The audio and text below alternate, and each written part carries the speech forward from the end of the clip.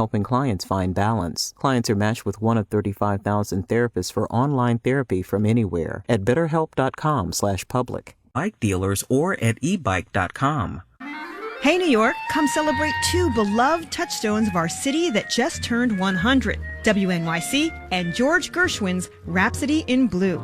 Join us live at Brooklyn Bridge Park for a free centennial concert featuring music from Lara Downs, Roseanne Cash, Chris McBride, and others. It's Rhapsody for This Land from WNYC and St. Anne's Warehouse. Saturday, July 27th at 6 p.m. RSVP at wnyc.org/100. Marketplace Morning Report is coming up next on WNYC. And then in 10 minutes at 9 o'clock, it's the BBC News Hour on WNYC. Let's check in with London to see what they're working on. Hello, London.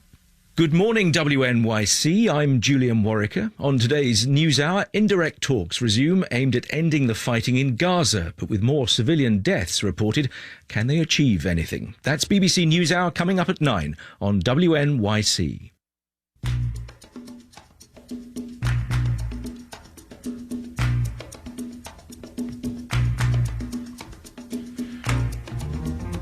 '81 with sunshine now in the big city. We have a slight chance of showers and thunderstorms late morning all the way through late afternoon. Mostly sunny today and 89 for a high, temperature-wise. But the real feel, 97. So hot once again and gusty. And tomorrow, slight chance of showers and storms, partly sunny and 89 and gusty. It's 8:52.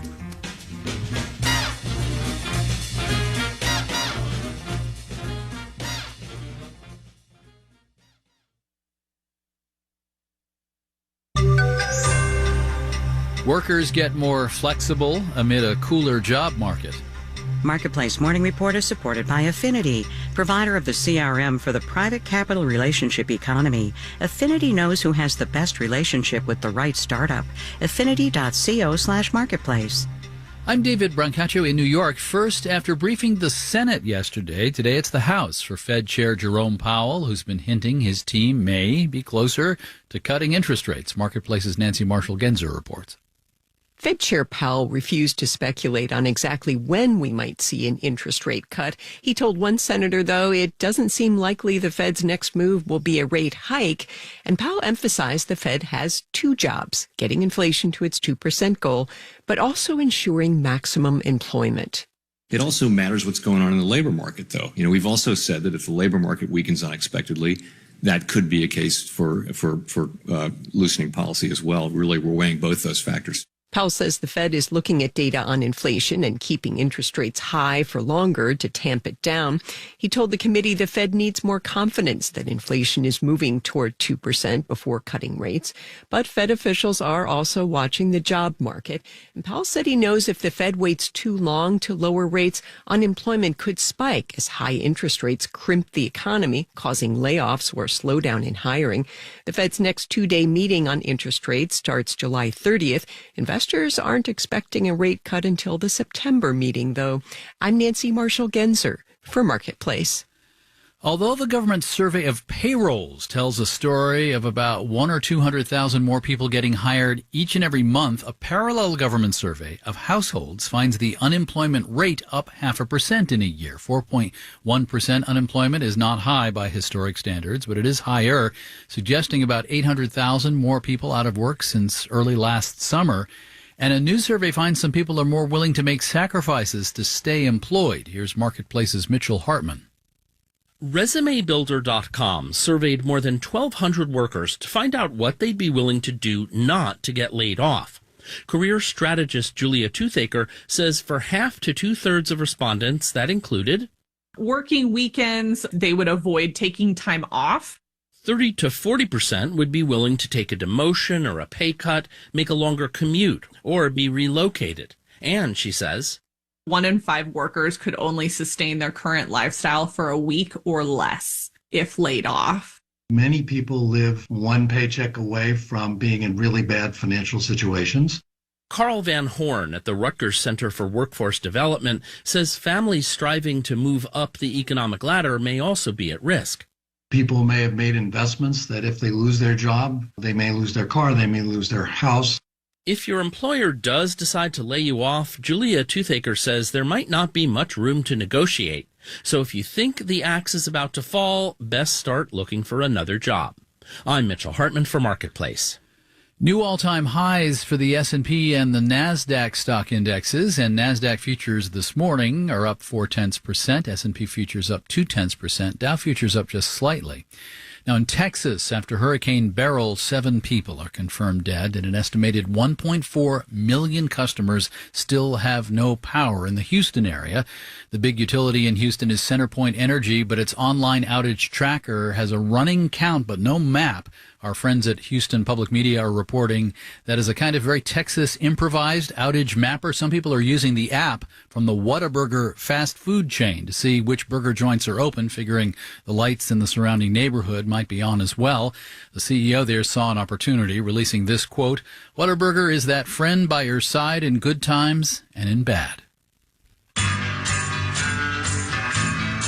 Marketplace Morning Report is supported by Progressive Insurance. On the road and at home, customers can simplify their insurance needs and protect what's important by bundling home and auto with Progressive Insurance. Learn more about Progressive and bundling at Progressive.com. And by C3 Generative AI. Verified, traceable answers, secure, hallucination-free, LLM-agnostic, IP liability-free. Learn more at C3.ai. When Beyoncé conquered the Billboard country chart with Cowboy Carter this spring, it threw a brighter spotlight on other black artists who do country. That includes roots rocker Jet Holden. The industry did not treat him well until he found a platform created by and for black country music lovers. Now he's signed to its label. Nashville Public Radio's Julie Height has the story. Jet Holden spent years trying to get his songs heard. That includes the decade-old tune Scarecrow. There's a difference between being fine and holding it together. I'm just trying my best to survive the morning. Holden got used to having zero support from record labels. Because I started out in country, and then they shunned me. He says one record deal he nearly signed about a decade ago evaporated once the label learned that he's both black and gay.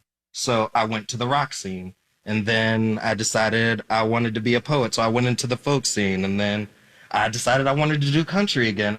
But the doors remained closed, and in 2021, he was ready to call it quits. Around that time, a country fan named Holly G was determined to find performers of color. There were a few lists of black artists making country music, but there was no central space for them to exist. So she started a blog called The Black Opry. And when she expanded into booking gigs, Holden was on board. Now the Black Opry has launched a record label through the established music company 30 Tigers.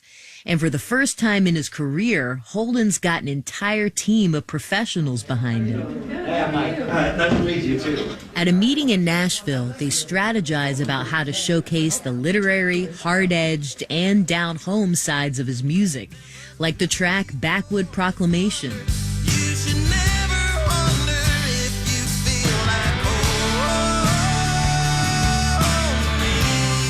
Project manager Ali Delgado knows that success for Holden's album The Phoenix could boost his circle of fellow black country artists. It is just obviously so full of love and the support of this community.